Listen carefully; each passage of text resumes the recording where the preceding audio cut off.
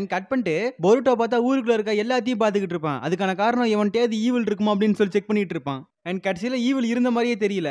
And சிக்கடாய் கொஞ்ச நேரம் rest எடுறா அப்படின்னு சொல்லி கேட்கறப்ப நான் கண்டிப்பா எடுக்க மாட்டேன் அப்படின்னு சொல்லிடுவான். அண்ட் இப்ப மிட்சுகி கேட்கறது என்னன்னா, இந்த மாதிரி நம்ம கால்ல இருந்து பாத்துக்கிட்டு இருக்கோம், இந்த கோஸ்ட்ங்கிற விஷயம் கிடைக்கவே இல்லை அப்படிங்கிற மாதிரி சொல்லுவான். என்னடா அது கோஸ்டா அப்படின்னு சொல்லி சிக்கடாய் கேட்பான். அதுக்காக கண்டிப்பா நம்ம இதுக்கு ஒரு பேர் வச்சாகணும் அப்படின்ற மாதிரி சிக்கடாய் சொல்லுவான். அண்ட் சிக்கடாய் என்ன சொல்லுவான் அப்படின்னா, இது வரைக்கும் ரொம்ப ஸ்லோவா தான் போயிட்டு இருந்திருக்கு, வெறும் 7 பேர் தான் பாதிக்கப்பட்டிருக்காங்க, அண்ட் இனிமேல் ஃபாஸ்டா போச்சுன்னா பெரிய பிரச்சனை ஆயிரும்னு சொல்லிட்டு இருப்பான். அண்ட் அதையும் தாண்டி இப்ப சிக்கடாய் அவங்க அப்பாவுமே இந்த கேஸை வந்து இன்வெஸ்டிகேட் பண்ணிட்டு இருக்காரு. அண்ட் அன்னைக்கு சாயங்காலமும் மாறுது, இது வரைக்கும் ஒண்ணு கூட கண்டுபிடிக்கல அப்படின்னு சொல்லிட்டு நம்ம பொருட்டோ சொல்லிட்டு இருக்கப்ப மிட்சுகி வந்து நாளைக்கு நம்ம தேடலாம் அப்படின்னு சொல்லுவான். ஏன்னா பொருட்டோ கூட இருக்கிறது அவனுக்கு ரொம்ப சந்தோஷமா இருக்கும். அண்ட் இந்த இடத்துல பொருட்டோக்கு என்ன பயம் அப்படின்னா, இவனுங்க வந்து ஸ்கூல்ல கட் அடிச்சுட்டு வந்திருப்பானுங்க. அண்ட் இது மட்டும் அவங்க அம்மாக்கு தெரிஞ்சு அப்படின்னா அவங்க பயங்கரமா வந்து ஒரு கொலவெறியா மாறிடுவாங்க அப்படிங்கிற மாதிரி பொருட்டோ டிஸ்கிரைப் பண்ணிட்டு அப்படியே வீட்டுக்கு போவான். அண்ட் ஆக்சுவலா வந்து மிட்சுகி வந்து ஆப்சன்ட் லெட்டரை எழுதி வச்சுட்டு வந்திருப்பான் 3 பேத்துக்கும் சேர்த்து. சோ அதனால தைரியத்தோட வீட்டுக்குள்ள போய் பார்த்தா அவங்க அம்மா முறைச்சுக்கிட்டே நிப்பாங்க. என்ன பொருட்டோ இன்னைக்கு எங்க போன அப்படின்னு சொல்லிட்டு அந்த ஆப்சன்ட் லெட்டரை காட்டுவாங்க.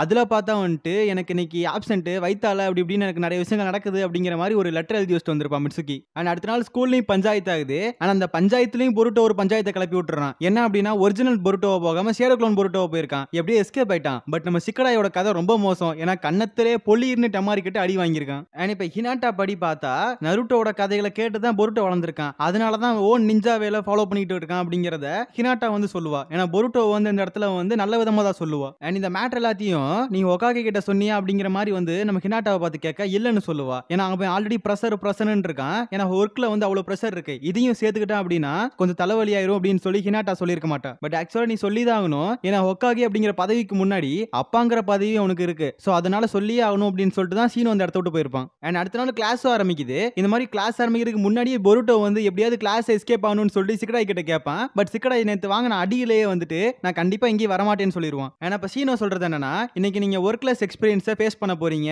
அதாவது நீங்க வெளியே போய் ஒவ்வொரு டிஃபரெண்டான வேலைகளை பார்க்க போறீங்க அப்படின்னு சொல்லுவான். அண்ட் அதுக்காக நீங்க ஃபர்ஸ்ட் டீம் ஜாயின் பண்ணணும், ஒரு நல்ல வேலையை சூஸ் பண்ணி அதை நீங்க இன்னைக்கு பண்ண போறீங்க அப்படிங்கிறப்ப ஆளாளுக்கு டீம் சூஸ் பண்ணுவானுங்க. அதே மாதிரி ஒவ்வொரு வேலைகளையும் அவங்க சூஸ் பண்ணிட்டு இருப்பானுங்க. அண்ட் இந்த இடத்துல பொருட்டோ சொல்றது என்னன்னா, அதாவது சிக்கடாயை வந்து அவன மாதிரி மாறி சிக்கடாயை வந்துட்டு இந்த ஜாபை பண்ண சொல்றான். அண்ட் பொருட்டோ வந்து போய் ஈவல தேடுறானா. நல்ல கதையா இருக்குடா அப்படின்னு சொல்லிட்டு 2 பேருமே உட்காந்துட்டு இருப்பானுங்க. பட் ஷீனோவே இந்த இடத்துல அவனுக்கு ஹெல்ப் பண்றேன் அப்படிங்கிற மாதிரி சொல்லுவான். அண்ட் அதுக்காக நம்ம பையலுக்கு 3 பேர் போயிட்டு ஒரு போஸ்ட் ஆபீஸ்ல ஜாயின் பண்ணுவானுங்க. ஏன்னா போஸ்ட் ஆபீஸ்ல இருக்க ஆட்கள் தான் ஊர் முழுக்க பொழுதுனிக்கு சுத்துவாங்க. அது மூலமா இவனுங்க வேலையை முடிச்ச மாதிரி ஆச்சு, ஈவனையும் கண்டுபிடிச்ச மாதிரி ஆச்சு. அண்ட் உள்ள போனா இவனுங்களுக்கு ஒரு இன்சார்ஜ் இருக்கான். அவன் வந்துட்டு உள்ள இன்னும் டீப்பா கூட்டு போவான். அங்க போனா இன்னைக்கான டெலிவரி பண்ற அந்த போஸ்ட் எல்லாமே அடிக்க வச்சிருப்பானுங்க. அதை ஒன்னு எடுத்துட்டு பொருட்டை கையில சுத்திக்கிட்டு இருக்கப்ப, தம்பி இப்பெல்லாம் சுத்தக்கூடாது, இது ரொம்ப வந்து பிரசியஸான ஒண்ணு, இது நம்ம டெலிவரி பண்ணியாகணும் அப்படின்னு சொல்லுவான். ஏன்னா அப்ப அந்த சீஃப் வந்து ரொம்ப இன்ஸ்ட்ரக்ஷன் கொடுப்பான். டேய் தம்பி அந்த கையில இருக்கிறத கரெக்டா கட்டு, இந்த போஸ்ட் எல்லாம் டெலிவரி பண்ணி விடு, ஸ்கிராட்ச் வரக்கூடாது, அது வரக்கூடாதுன்னு சொல்லிட்டு ஆர்டர் மேல ஆர்டரா போட்டுட்டு இருப்பான். ஏன்னா இப்ப பொருட்டோ சொல்றது என்னன்னா, என்ன அகாடமியில அனுப்பி விட்டானுங்க, அதான் வந்தேன் அப்படிமா. எனக்கும் தெரியும், அதனால பார்த்து பண்ணுங்கன்னு சொல்லி விட்டுருவான். அதையும் தாண்டி எனக்கு நிஞ்சுட்சுலாம் தெரியணும்னு பைத்தியக்கார மாதிரி பண்ணிட்டு இருப்பான். ஏன்னா அதுக்கப்புறம் டெலிவரி கொடுக்கவும் போயிருவானுங்க. சந்து புந்தெல்லாம் டெலிவரி கொடுப்பானுங்க.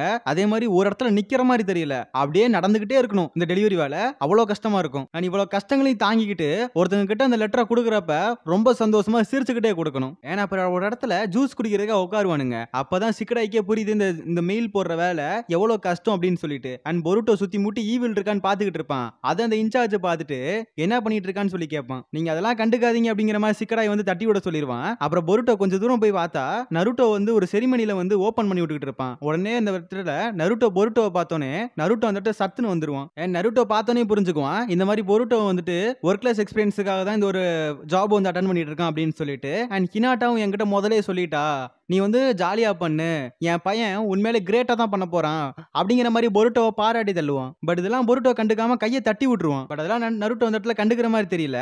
ஆனா அப்ப அந்த இன்சார்ஜ் வந்துட்டு யாராவது நருட்டோவா அப்படிங்கிற மாதிரி மிரண்டு போய் பார்த்துக்கிட்டு இருப்பான்.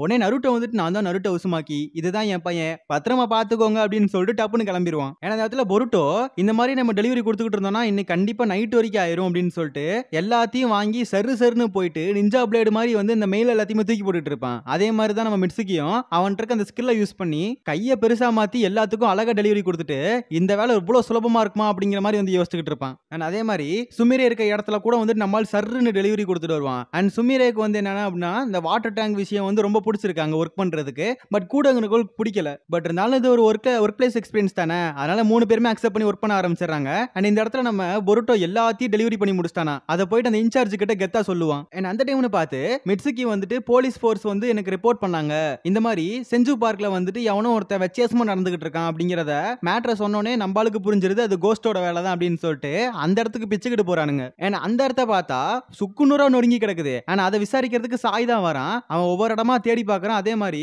ஒருத்தனுக்கு ஸ்ட்ரக்சர்ல தூக்கிட்டு போறானுங்க. அவனுக்கு பார்த்தா ஃபுல் அண்ட் ஃபுல் சக்கரம் வந்து ட்ரெயின் அவுட் ஆகி கிடக்குது. அண்ட் அப்படி வந்து அவன் சுத்தி பார்த்துக்கிட்டு இருக்கப்ப ஒரு விஷயத்தை நோட் பண்றான். ஏன்னா ஒரு டேபிள் கடியில ஒரு பூ ஒன்று முளைச்சு கிடக்கு. அண்ட் அப்ப நம்பாட்கள்லாம் வெறி கொண்டு ஓடி வந்து பாப்பானுங்க. பார்த்தா எல்லாமே வந்து ஆல்ரெடி கிளப்பி வச்சிருப்பானுங்க. ஏன்னா போலீஸ் ஃபோர்ஸ்ல கிளம்பி இருப்பானுங்க. எல்லாத்தையும் கிளியர் கட்டா முடிச்சு வச்சுட்டு தான் போயிருப்பானுங்க. நம்ம இப்பயும் லேட்டா வந்துட்டோமா அப்படின்னு சொல்லிட்டு பொருட்டோ கடுப்பாயிருவான்.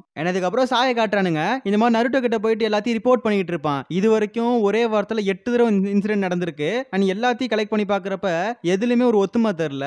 அண்ட் எதுக்காக பண்றானுங்கன்னு தெரியல அப்படிங்கறத சொல்லுவான். அண்ட் நருட்டோக்குமே இதே டவுட் தான். ஏன்னா இந்த இன்சிடென்ட் நடந்தது எல்லாமே இது வரைக்கும் வந்து ஸ்கூல் பக்கத்தே நடந்துகிட்டு இருந்துச்சு. இப்ப பார்த்தா ஸ்கூல் விட்டு ரொம்ப தூரம் தள்ளி நடந்திருக்கு. ஏன்னா இப்ப சாய் சொல்றது என்னன்னா ஒரு ரெஸ்ட்ரிக்டடான ஒரு டெக்னிக் ஒன்று யூஸ் பண்ணிட்டு இருக்கானுங்க. டெக்னிக்னு சொல்லி சொல்றதோட டெக்னாலஜி யூஸ் பண்ணிட்டு இருக்கானுங்க அப்படின்ற மாதிரி சாய் சொல்லுவான். ஹாஷிராமா செல்ஸ் தான் இந்த இடத்துல பயன்படுத்தி இருக்கானுங்க. ஏன்னா இப்ப நருட்டோ சொல்றது என்னன்னா இந்த டான்சோ பைலுக தான் வந்துட்டு அந்த ஹஷிராமா செல்ஸை வச்சு புது டெக்னாலஜிலாம் கண்டுபிடிக்கிறேன்னு சுத்திட்டு இருந்தானுங்க. அண்ட் டான்சோ இறந்தக்கு அப்புறம் அந்த கம்ப்ளீட் ஃபவுண்டேஷனே வந்து அழிஞ்சு போயிருச்சு. அண்ட் இது நடக்கிறது எப்படி அப்படின்னு சொல்லி யோசிச்சுட்டு இருப்பான். அண்ட் இதுக்கு பின்னாடி இருக்க காரணம் கண்டிப்பா ஒரு உடன் ஸ்டைல் யூசரா தான் இருக்கணும். ஏன்னா அந்த உட் ஸ்டைல் யூசர்னால மட்டும்தான் இந்த மாதிரி ஒரு டேபிள் கடியில ஒரு விஷயம் வந்து வந்திருக்கணும் அப்படிங்கறத நருட்டோ அண்ட் சாய் கண்டுபிடிக்கிறானுங்க. அண்ட் அதே மாதிரி ஷிகமோரும் கண்டுபிடிக்கிறான். அண்ட் அதையும் தாண்டி ஏதோ சக்கரா எடுக்கிறதுக்காக தான் கண்டிப்பா இந்த மாதிரி விஷயங்கள்லாம் பண்ணிட்டு இருக்காங்க அப்படிங்கிறது நருட்டோக்கு புரியுது. அண்ட் இந்த ஃபவுண்டேஷன் எது பண்றானுங்க ஏது பண்றானுங்க சுத்தமா புரியாது. பட் இந்த சக்கராவெல்லாம் சேர்த்து மேபி ஒரு மிலிட்டரி வெப்பனா பயன்படுத்தலாம் அப்படிங்கறத நருட்டோ வந்து கன்ஃபார்ம் பண்றான். அதுக்கும் தாண்டி இவன் இன்னைக்கு நைட் ஃபுல்லா ஒர்க் பண்ண போறதும் அவன் கண்ணு முன்னாடி வந்துட்டு போகுது. அதனால ரொம்ப டயர்ட் ஆயிடுறான். அண்ட் அதுக்கப்புறம் நருட்டோ வந்துட்டு வீட்டுக்கு போயிட்டு துணிமணி எல்லாம் பேக் பண்ணிட்டு இருப்பான். அந்த டைம் பார்த்து ஹினாட்டா உள்ள வர சாரி உன்னை எழுப்பி போட்டுட்டேனா அப்படிங்கிற மாதிரி வந்து மன்னிப்பு கேட்டுக்கிட்டு இருப்பான். அதே மாதிரி ஹினாட்டாவும் ஹெல்ப் பண்றேன்னு சொல்லிட்டு அதாவது பொருட்டோவை பத்தி பேச ஆரம்பிப்பா. அண்ட் நருட்டோவே இந்த இடத்துல லைட்டா வந்து ஃபீல் ஆவான். ஏன்னா வந்துட்டு அவனுக்கு சின்ன வயசுல இருக்கப்ப அப்பா அம்மா அப்படின்றது யாருமே கிடையாது. அவனா தான் வளர்ந்தான். பட் இந்த இடத்துல அதனாலதான் பொருட்டோவை எப்படி வளர்க்கணும் கூட வந்துட்டு நம்ம நருட்டோக்கு தெரியலையா. உடனே ஹினாட்டா தான் ஆறுதல் சொல்லுவா. பரவாயில்ல கொஞ்சம் கொஞ்சமா நீங்க அவனை புரிஞ்சுக்க ஆரம்பிப்பீங்க அப்படின்னு சொல்லி ஆறுதல் சொல்லுவா. அண்ட் அடுத்த நாள் நம்ம ஆட்கள் எல்லாருமே அந்த ஆபீஸ் பக்கம் போறானுங்க. போய் பார்த்தா ஒரே சத்தம். என்னன்னு பார்த்தா நம்ம ஆட்கள் நேத்து ரொம்ப கேவலமா டெலிவரி பண்ணிருப்பானுங்கல்ல. அதுக்காக ஊர் மக்கள் நிறைய பேர் வந்துட்டு கம்ப்ளைண்ட் பண்ணிட்டு போயிருப்பாங்க. அதனால அந்த சீஃபுமே உங்களுக்கு இனிமேல் இந்த வேலை கிடையாது அப்படின்னு சொல்லி ஸ்டாம்பை வந்து எண்றதுக்கான வேலையை உள்ள போட்டு விட்டுருவாரு. அங்க உள்ள போய் உட்காந்து நம்ம ஆட்கள் எல்லாமே ஸ்டாம்ப் எண்ணிட்டு இருப்பானுங்க. ஏன்னா பொருட்டோ சொல்றது என்னன்னா நம்ம இங்கேயே கடந்தோம் அப்படின்னா நம்மளால அந்த ஈவெல்லாம் கண்டுபிடிக்க முடியாது அப்படின்னு சொல்லிட்டு இருப்பான். அப்ப பின்னாடி 2 பேர் வந்து ஏதோ பேசிட்டு இருப்பானுங்க.